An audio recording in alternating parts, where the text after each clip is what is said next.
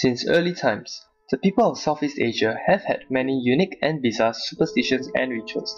These perhaps served as ways for the people then to make sense of the world around them, or were maybe found to be useful in guiding and shaping their lives. Whatever the reason, the belief in the supernatural has been a prominent and common feature of the different Southeast Asian countries. In the Philippines, for example, there is the legend of the Nakbao, a monster that feeds on the flesh of dead bodies. In Thailand too, the belief in the vengeful ghost Nak Nak is a common one, with even movies made about it. Singaporean men who have served in the national service are also familiar with the various legends and superstitions in the army. In the dawn of modernity, however, many people have suggested that such supernatural beliefs would eventually fade away, known as the secularization theory. As we see the region of Southeast Asia becoming increasingly modernized, especially for Singapore, one can't help but wonder, would this rise of modernity cause supernatural beliefs to vanish?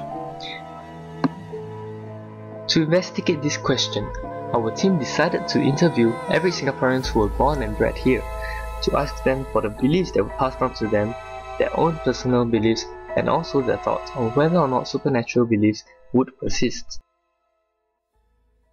Why do I pray to the gods? Well, I enjoy praying to gods basically because of the benefits I can get. When I buy the lottery, the gods may sometimes give me inspiration to buy certain numbers or something like that. Sometimes these numbers work, sometimes they don't. But it is better than not having much help, isn't it? Thank you, Mr. Tan. Can you tell us then, what about the supernatural beliefs have you learnt from your parents? In the past, we would pray and make offerings together as a family, and we would do so regularly at certain times of the year. My parents would be the one in charge of setting up the altars, lighting up the incense and things like that. And children, we would then do just what they tell us to. As I grew up, I then learned more details about how to pray and all that.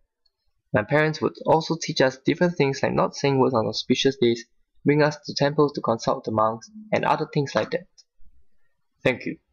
So last question, do you think supernatural beliefs will carry on even as we become more modernized? Why not? There is much to be gained from praying to gods. When you're buying lottery, you can ask them for inspiration. When your wife is nagging at you, you can pray for peace and quiet. When your children are naughty, you can pray for the gods to discipline them. Haha, haha. Who will say no to all this help? True enough to what Mr. Tan said, it was easy to find evidence of supernatural beliefs being practiced in most HDBs.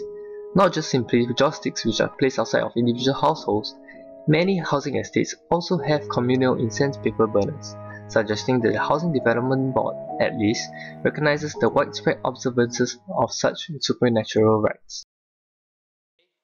Alright, could you just please tell us, as a generation that has seen Singapore develop from the developing country to a modern country today, what sort of superstition have you heard from your parents or the older generation or any of the older people you know?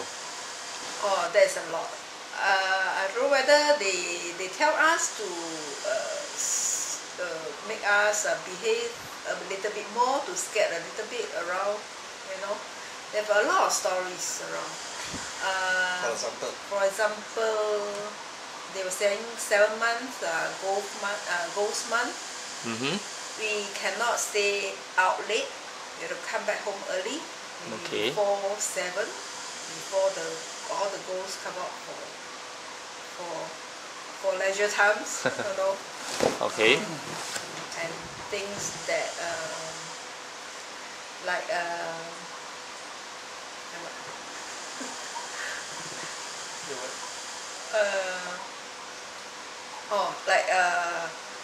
like when we walk along on the road, we see any.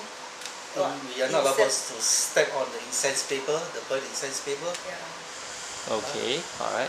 We have to make a roundabout.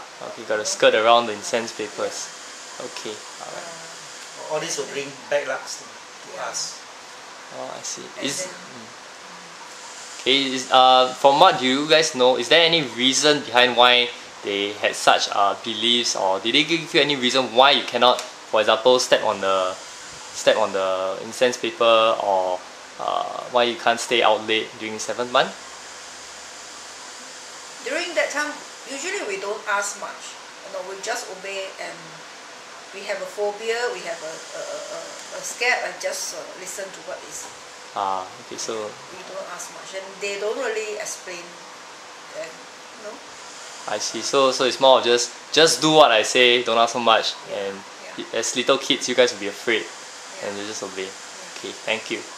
Me, how about yourself? Do you have any supernatural beliefs that you hold on to? No, not at all. Not at all. Not even one. Oh, okay. Yeah, because I have faith of God because I'm Christian. Okay. Yeah. But you do believe that there is a God and unexplained things. Yeah, there is God. Yeah. There is a lot of unexplained things. There is God. There is, you can see there are a lot of things that created by God. Okay, thank you. Okay, our last question. Okay, so maybe you can give us some of your own ideas. Why do you think, okay, because you can see even now today, right, many grown-up people, although they have gone through education, they still, some of them have belief in superstitions, praying to, some gods before they buy 4D, things like that. And feng shui also, every Chinese New Year you can see a lot of people emphasizing on feng shui. Why do you think that people still believe in supernatural things? Well, I think there are certain things which is we know is quite absurd to believe, but there are certain things which they do have some rationale behind. I think feng shui is something which do have certain rationales behind it. And that's why people believe in that. But there are certain things which, like praying to certain gods, to give them rich. I think the belief is more of their to satisfy themselves rather than in their belief. Because they just want to feel good in themselves. They want to make themselves believe that if they're going to believe something in this one, they were able to achieve what they want in their life. So end of the day, it is the oneself. It's the action of a man in himself. Not so much on the influence by the other people.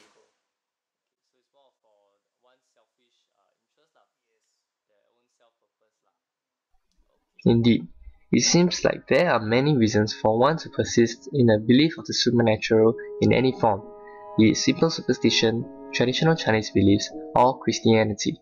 In many housing estates, religious institutions are still commonly built nearby, another evidence of how is it recognized that supernatural beliefs are still prevalent and important to many.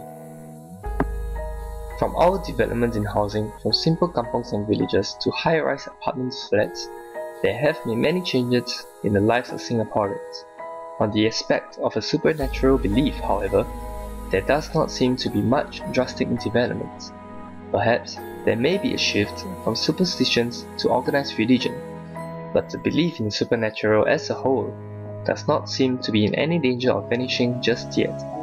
How different supernatural practices are interlinked with HDBs, which is the lodging for most of Singapore, provides examples that support this notion.